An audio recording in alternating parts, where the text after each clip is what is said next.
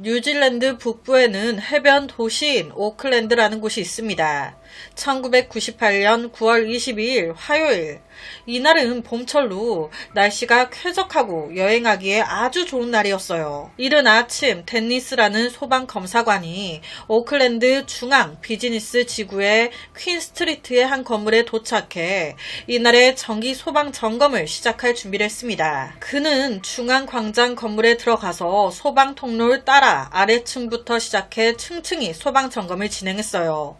그렇게 딱 2층에 도착했을 때 이게 무슨 냄새야? 2층 전체에 이상한 악취 같은 게 나는 거예요. 도대체 어디서 이런 냄새가 나냐? 출처를 찾기 시작하는데 곧 그는 이 냄새가 한 창고 문 뒤에서 난다는 걸 알게 됩니다. 바로 댄니스 그 창고 문을 열려고 시도했죠. 그런데 이게 잠겨 있어가지고 아무리 힘으로 열려고 해도 열리지가 않는 거예요. 이에 그는 아래층 건물 관리자한테 가서 열쇠를 달라고 요청하기로 합니다. 그런데 딱 갔더니 하필 이날 건물 관리자가 병가 내고 출근을 안 했어. 대타로 와 있는 사람이 이 창고 열쇠가 어디 있는지 모르는 거예요. 그렇게 다시 2층으로 올라온 댄니스. 창고 안에 뭐가 있길래 이렇게 악취가 나냐 생각하다가 안에 누군가 몰래 보관해둔 고기가 있나? 생고기? 누군가 생고기를 넣어놓고 잊어버린 거죠. 그게 이 창고 안에서 썩어가고 있는 거지. 생선이라든지 고기 썩은 냄새도 정말 장난이 아니거든요. 소방검사관이었던 그는요, 만약 생고기가 맞다면 이걸 창고 안에 그냥 두는 것도 좀 위험해 보였던 거예요. 냄새가 이렇게 날 정도면 이거 금방 벌레 생기고 하겠는데 안전에 위험이 될 수 있다. 그래서 그는 오늘 이 문제를 무조건 해결하고 가기로 합니다. 그래서 댄니스는 창고 문 앞에 딱 서요. 열쇠가 없잖아요. 그러니까 어떻게 장비로 그냥 강제로 뜯고 들어가야지. 자기 도구 가방에서 드라이버를 꺼내 문 잠금 장치와 문틈 사이를 막 쑤시기 시작합니다. 얼마 지나지 않아 딸깍 문이 열렸어요. 그 창고 문이 열리자마자 냄새야. 창고 안은요 어두워서 아무것도 보이지 않았어요. 댄니스는 벽을 더듬어 스위치를 찾아 불을 켰습니다. 좁은 창고에 환한 불이 들어온 그 순간 그의 눈에 들어온 것은 아무것도 없었습니다. 그냥 창고. 멀쩡하니 별다른 이상한 점 없었어요. 그냥 창고야. 하지만 얼마 안가 댄니스의 관심을 끈 무언가가 있었으니 바로 창고 구석에 있는 오래된 옷장. 이 옷장 가까이 가면 갈수록 악취가 더 심하게 나는 거예요. 그 옷장을 열었을 때 그 안에 있었던 건 한 여성의 시신이었습니다. 놀란 그는 바로 경찰에 신고했죠. 사건 발생지는 오클랜드 시내 중심부에 있는 건물이었어요. 그날은 평일이었고 건물에 들어오는 사람들 많았습니다. 경찰은 바로 현장 창고를 봉쇄 조사에 들어가는데 옷장 안의 여성은 이미 심하게 부패가 돼서 몸에서 나온 검은색 액체가 옷장 나무에 스며들어 있는 상태였습니다. 여성은 알몸 상태로 그 옷장 안에 그녀의 개인 소지품은 발견되지 않았어요. 도대체 이 여자는 누구길래 건물 창고, 그것도 허름한 옷장 안에 이렇게 유기돼 있는 걸까? 육안으로 확인이 가능했던 건 피해자는 아시아계 동양인 여성으로 나이는 20대에서 30대 사이로 추정이 됐습니다. 첫 번째 범행 장소 창고는 아닌 듯 보였어요. 창고가 그래도 깔끔한 편이었고 별다르게 혈흔 흔적 발견되지 않았거든요. 이는 다른 곳에서 죽이고 여기로 옮겨놨다는 거죠. 부검을 진행했는데 안타깝게도 부패가 너무 심해 정확한 사망 사인은 알 수가 없었습니다. 그저 사망한 지는 한 10일 이상 된 걸로 추정이 됐어요. 경찰은 바로 실종자 검토에 들어갔습니다. 그런데 일치하는 비슷한 사람도 없어. 안 되겠다 생각한 경찰은요 바로 언론에 뿌립니다. 이런 여성을 아시는 분은 연락을 달라. 그리고 딱 그날 경찰에 한 가지 물건이 들어와요. 일본 여권이 들어있는 가방을 주었다고. 일주일 전 한 도시 청소부가 쓰레기차를 몰고 오클랜드 중앙의 도로나 건물들 청소 작업을 하는데 그 과정에서 구석진 곳에 있는 쓰레기통을 비우게 된 거예요. 그 쓰레기통을 비우려고 딱 집어 올리는데 거기서 떼구르르르 검은색 배낭이 굴러 떨어진 겁니다. 이 청소부 눈에 이 가방 되게 비싸 보였어요. 아우, 누가 이런 좋은 가방을 버려놨어? 내가 써야지. 그래서 자기 집으로 가지고 온 거예요. 집에 딱 와서 가방을 열어보게 되는데 웬걸 안에 일본 여권과 여러가지 개인 물품들이 너무 멀쩡하게 들어있는 거예요. 이게 좀 사람 느낌을 싸하게 만들었던 겁니다. 그래서 다음날 이 청소부 이 가방을 경찰서에 가지고 온 거예요. 경찰은 가방 안에서 일본 여권, 보험 증서, 일상용품 등등을 발견했습니다. 여권에 적힌 소유자의 이름은 마츠자와 카요. 지문도 찍혀있네? 혹시나 몰라 바로 이 미츠자와 카요 지문과 발견된 시신 지문 비교 들어가요. 그 결과 일치, 즉 사망자 일본에서 온 미츠자와 카요구나. 경찰은 바로 이 카요가 오클랜드에서 묵었던 숙소를 찾아갔습니다. 그 숙소 책임자는요, 마츠자와 카요가 9월 11일 체크인했다고 말해요. 시신이 9월 22일 날 발견됐거든요. 약 11일 전에 우리 숙소에 체크인했다. 자기네들 숙소에 딱 3일 머무르고 14일 체크아웃할 일정이었다는 거예요. 그런데 안 왔다고. 체크아웃 하기로 했는데 사람이 안 오니까 이 숙소 청소 직원이 문을 따고 들어간 거예요. 카요의 방에 들어갔을 때 그녀의 짐 멀쩡하게 방 안에 탁 놔져 있었는데 그녀가 이 방에서 생활한 흔적은 없었습니다. 마츠자와 카요는 1968년 태어난 일본 여성으로 엄마 아빠의 오빠 1명 그리고 카요 본인까지 4인의 평범한 가정에서 자랐습니다. 공부를 잘했대요. 그런데 성격도 밝아, 좋아, 친구도 많았다고. 일본에서 살다가 카요는 뉴질랜드라는 나라를 알게 됐습니다. 이 나라에 완전히 매료가 된 거예요. 너무 아름다워. 나 꼭 이 나라 여행 갈 거야. 그녀는요, 그때부터 이 목표를 가지고 바로 영어 학원에 등록. 쉬는 날이면 영어 공부를 하기 시작했어요. 해외여행 준비를 한 거예요. 그렇게 1997년 28살이 된 마츠자와 카요는 드디어 해외여행 비용을 다 모았어. 이제 떠나자. 꿈의 나라 뉴질랜드로. 그녀의 계획을 들은 가족들은요, 처음에 걱정을 굉장히 많이 했습니다. 아니, 지금 3박 4일 이런 식으로 짧은 여행이 아닌 아예 해외에서 살겠다고 한 거예요. 못해도 몇 년을 살다 오겠다고. 그러니까 가족들 입장에서는 해외여행을 가보지도 않은 애가 혼자 낯선 나라로 가서 살겠다고 하니 혼자 간다고? 거기 분위기도 모르고 말도 잘 안 통하는데 위험하게 거기 혼자 가서 뭘 어쩌겠다고. 이때 그녀는요, 가족들이 너무 걱정하니까 아빠 엄마 걱정하지 마.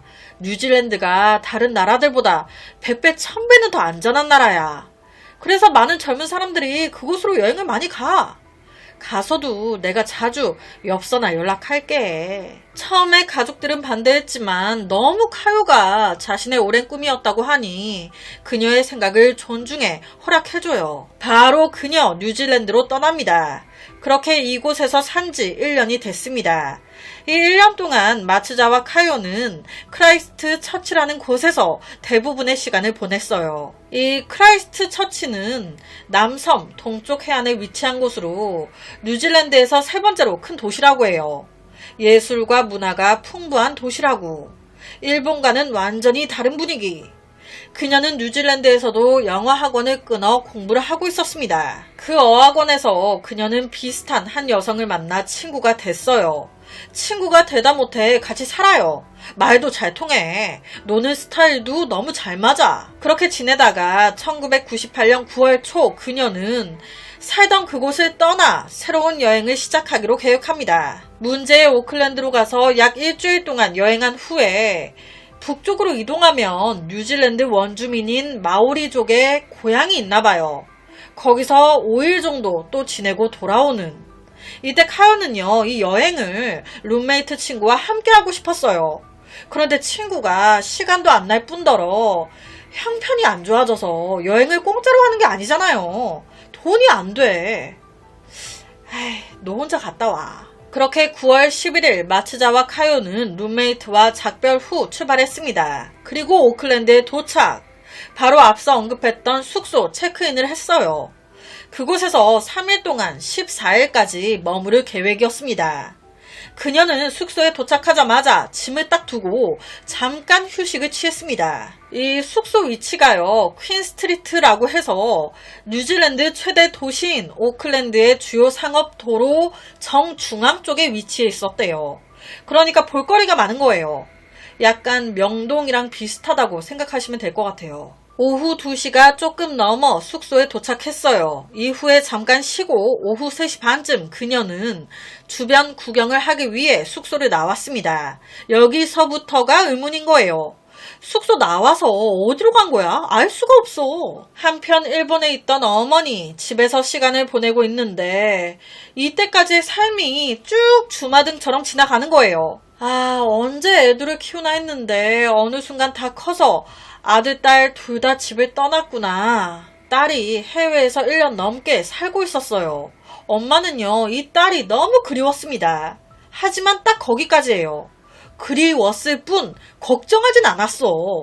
항상 우리 딸은 자기 앞가름 자기가 다 알아서 잘 해왔기 때문에. 얼마 전 어머니는 크라이스트 처치에서 딸이 보낸 엽서를 받았습니다. 엄마 생일 축하해. 11월 4일날 일본으로 엄마 보러 갈게. 어머니는요, 이 엽서를 받고 너무 기분이 좋았습니다. 드디어 내 딸을 보겠구나. 엄마는요, 매일같이 집 앞에 우편함을 살피면서 딸 카유가 보내는 다음 엽서를 기다렸어요. 하지만 그들이 다음으로 접하게 된 건 엽서가 아닌 뉴질랜드 경찰의 전화였죠. 조사 결과 그날 오후 3시 32분경 숙소 앞에 CCTV에 한 여자가 찍혔습니다. 검은 바지와 검은 재킷을 입고 검은 배낭을 맨 체구가 작은 마트자와 카요를. 그녀는 숙소를 떠나 맞은편 은행 본사 앞을 지나갔습니다. 이게 그녀의 마지막 모습이에요. 뭐 찍힌 게 없어. 11일 후 정말 이상하게도 그녀는 숙소에서 떨어진 광장 건물 2층 창고의 허름한 옷장 안에서 소방검사관에 의해 발견됐습니다. 9월 22일 시신 발견됐어요. 사망 추정 시기는 10일 전으로 9월 12일 정도를 추정합니다. 그런데요, 여러분, 그녀가 체크인하고 숙소를 나선 건 11일입니다. 그러니까 9월 11일 숙소를 나와가지고 얼마 안 돼 누군가에게 살해당했을 가능성이 높은 거예요. 마츠자와 카요가 발견된 장소는 중앙광장 건물 센트럴 플라자 빌딩이에요. 숙소에서 약 160m 떨어져 있었습니다. 남쪽으로 한 몇 분 걸으면 도착할 수 있는 거리였어요. 시신이 발견된 광장 건물은 7층 높이로 1층은 푸드코트, 2층은 아시아계 학생들을 위한 영어 학원, 그 위에 층들도 언어 학원들이었습니다. 중앙 광장 건물 옆에는 은행 본사가 있습니다. 시신이 발견된 건물 그리고 은행 본사 건물은요, 하나의 소방 계단을 공유하고 있었어요. 그 소방 계단은 미로처럼 주차장 푸드코트 건물층에서 접근할 수가 있었습니다. 경찰은요, 맨 처음 최초 시신 발견자인 데니스 소방검사관을 의심했어요. 왜냐? 데니스는 건물에 자유롭게 드나들 수 있었고 미로처럼 어지러운 소방 계단도 길을 잘 알고 있었죠. 그리고 잠겨진 문을 뚫고 들어가는 방법도 알고 있었습니다. 즉 어딘가에서 죽이고 데니스가 잠겨진 이 창고 문을 뚫어 들어가서 옷장 안에 숨겨둔 거 아니야? 그리고 목격자인 척 연기한 거 아닌가?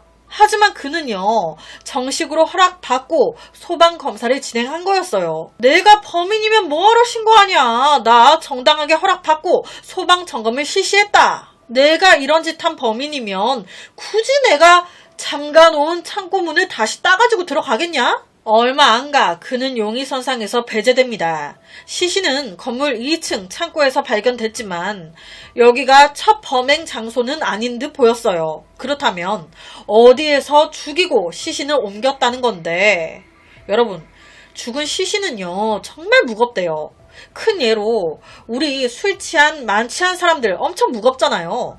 몸에 힘이 축 처지면 정말 무겁다고 합니다. 이게 의문점인 거예요. 사망한 그녀의 시신을 범인은 어떻게 사람들 눈에 띄지 않게 옮긴 걸까? 건물을 살피던 경찰은요, 주차장에서 건물로 들어갈 수 있는 문이 있다는 것을 발견했습니다. 약간 뒷문 같은? 그 문으로 2층까지도 올라갈 수 있어. 그런데 문제는 그 문이 전자잠금 장치가 된 문이라는 거예요. 건물 안에서 일하는 사람들 모두 출입카드를 가지고 있는데 그 카드를 찍어야 들어오고 나갈 수가 있는 거예요. 그럼 당연히 이 문을 통해 오간 사람 기록에 남겠죠. 바로 경찰 이거 조사 들어갑니다. 9월 11일부터 9월 22일 사이 이 뒷문 같은 이 전자장치 문을 통해 주차장에서 2층으로 올라간 사람 조회해달라. 그런데 웬걸? 이 기간 데이터가 저장돼 있지 않다는 거예요. 와, 그렇다면 또 하나의 가능성. 이 건물 1층 푸드코트에도 계단으로 이어지는 문이 있었습니다. 여기에 CCTV가 있었어요. 이 카메라에 찍힌 수천 건의 데이터가 매일 건물 내의 보안 통제실로 전송됩니다. 만약 범인이 시신을 들고 이 1층 식당을 통과해서 2층으로 올라갔다면 분명히 이 CCTV에 찍혔을 거예요. 그런데 진짜 뭐만 좀 조사해보려고 하면 9월 11일부터 22일까지의 데이터가 없대. 뭐가 제대로 있는 게 없냐? 주차장에 의심스러운 차량도 조사해봤어요. 그런데 이것도 없어.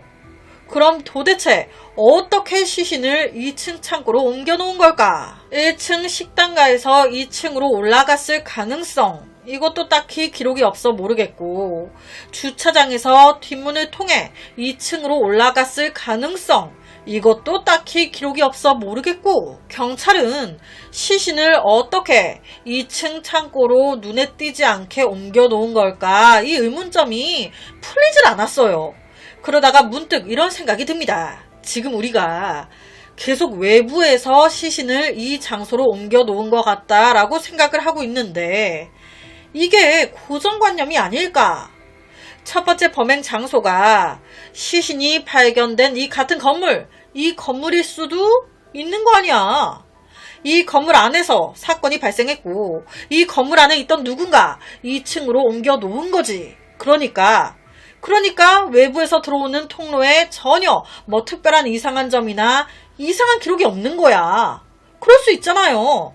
건물 내에서 죽이고 시신을 옮겼다. 그렇다면 범인은 문제의 건물 내에서 일하는 사람일 가능성이 있죠. 실제 이 건물 2층에 뭐가 있었습니까? 영어 학원이 있었습니다. 마츠자와 카요는 영어 공부에 열심이었죠. 이 영어 학원을 다니는 상태는 아니었어요. 하지만 이 영어 학원을 다닐까 싶어 사건 당일 찾아갔을 가능성이 있죠. 바로 이 2층 영어 학원이 용의선상에 올라옵니다. 그런데 이 영어 학원 사건 당일 휴무였대. 문을 안 열었었대. 모든 영어 학원 직원들 다 여기 없었대. 그렇게 영어학원 직원들도 용의선상에서 제외됩니다. 혹시나 싶어 다른 직원들도 조사했어요. 하지만 마츠자와 카요를 본 사람도 의심스러운 사람도 없었습니다. 경찰은 7만 5천 달러, 약 1억 원의 보상금까지 걸면서 단서를 찾고자 했습니다. 그런데 무용지물이야. 이에 경찰, 카요의 인간관계에 집중합니다. 카요는 되게 외향적인 여자로 낯선 사람들과의 교류, 꺼리낌이 없었어요. 그렇다 보니 또 하나 드는 생각이 마츠자와 카요, 숙소에서 누군가와 친해진 거지. 그 친해진 누군가가 죽인 거 아니야? 그런데 사건 당일 CCTV에 카요 혼자 떠나는 게 떡하니 찍혀 있었단 말이에요. 그러니까 이것도 아니야. 그렇게 이 사건은요, 무려 20년이 흘러버립니다. 미제 사건이 돼버린 거예요. 다행이라고 해야 할지 이 20년 동안 과학기술이 엄청나게 발전했어. 20년이 흘러 카요의 손톱 사이에서 한 남성의 DNA를 추출합니다. 이 DNA를 용의자들의 DNA 샘플과 비교하는데 역시나 일치하는 사람 없었어요. 경찰은 은행 데이터를 조사하다가 카요가 살해된 날 오후에 사건 현장 건물 옆에 있는 은행 자동 인출기에서 한 사람이 그녀의 카드를 사용했다는 사실을 알아냈습니다. 와, 이놈 잡았다. 나중에 경찰이 그 사람의 신원까지 밝혔다고 기사가 났는데 그 이후의 정보는 공개되지 않았다고 해요. 아무래도 그 사람도 얼마 안 가 용의선상에서 제외가 된 것 같다고. 그 이후로도 오랫동안 사건 해결 소식은 없었고 시간만 흐르면서 이렇게 단편적인 단서들은 경찰이 사건을 해결하는데 도움을 주지 못했습니다. 그렇게 이 사건은 현재까지도 미제 사건으로 남아 있습니다. 그래도 증거들이 현재까지도 보관되어 있기에 언젠가 DNA로 범인을 특정할 수 있겠죠. 무조건 잡히긴 되어 있으니까. 진짜 개인적으로 신빙성 하나 없는 제 생각은요. 이 숙소에서 100m 정도 떨어진 곳에 법원이 있대요. 법원에 CCTV 있었죠. 그리고 숙소 근처에 쇼핑센터에 그리고 은행들도 많았어요. 이곳들에도 CCTV 있었죠. 그런데 그녀가 정작 찍힌 곳은 호텔 들어가는 모습, 호텔에 나오는 모습, 맞은편 은행을 지나가는 모습, 이게 끝이었습니다. 나머지 CCTV에 찍힌 게 없어. 이 말은요, 그녀 나온 지 얼마 안 돼 차나 교통수단에 무언가를 탔을 가능성이 있어 보이는 거예요. 그렇게 어디론가 갔겠죠? 그리고 이거와 별개로 또 든 생각이, 저는 건물 안에 범인이 있다면 경비원을 생각을 했었거든요. 시신 발견 당일 경비원 아파가지고 안 나와 있었어요. 그래서 키도 얻을 수가 없었죠. 덴니스가 따고 들어가서 발견한 거 아니에요. 그리고 건물 안에 CCTV 모두 중요한 날 기록이 없었어요. 이를 조작했다고 하면 조작하는 것도 경비원이라면 뭐 어찌저찌 해서 가능하지 않나? 그리고 지하에서 2층으로 올라오려면 전자잠금장치 키카드로 찍고 와야 된다고 했잖아요. 이 키카드 경비원 찍고 기록 없애고 할 수 있지 않나? 경비원이라 건물 길도 잘 알고 있었을 것 같고 여러 가지로 경비원이 좀 떠올랐거든요. 그런데 또 한편으로는 경찰이 경비원을 조사 안 해봤을까? 이런 생각도 들더라고요. 경찰은 그녀가 숙소에서 나오자마자 죽은 게 아닌 숙소에서 나와 놀 거 놀고 저녁에 술을 마신 거지. 클럽을 갔다든지 바를 갔다든지 거기서 누군가를 만났고 화를 당한 거 아닌가 라고도 생각을 했어요. 그런데 주위 사람들 탐문 수사한 결과 그녀 술을 전혀 안 좋아한다는 거예요. 그럼 그녀가 혼자서 술을 마시러 간다? 절대 한 잔도 거의 안 먹는 앤데 혼자 어딜 가냐? 그럴 가능성은 없다. 그리고 또 하나, 경찰은요 사건 당일 오후 3시 반쯤 나왔잖아요.